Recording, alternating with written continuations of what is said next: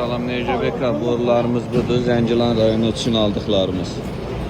Xeyirli olsun inşallah. Qurban üçün də sizə təqdim edirəm.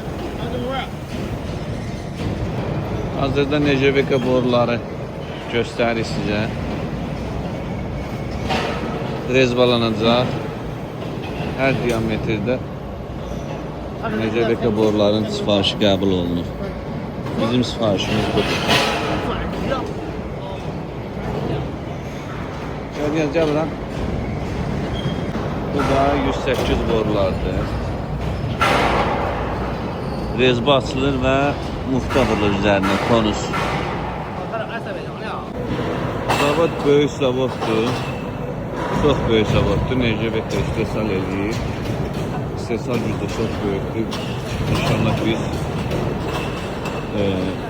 Necəbeka borularımızı hazırladırıq. Yaxın müddətdə Azərbaycanda olacaq. Burada hər növ filanslar var. Gördüyünüz kimi zavodda istehsal olunur. Stoplar da böyükdür. Hər cürə məhsul var. Siyirtmələr, filanslar.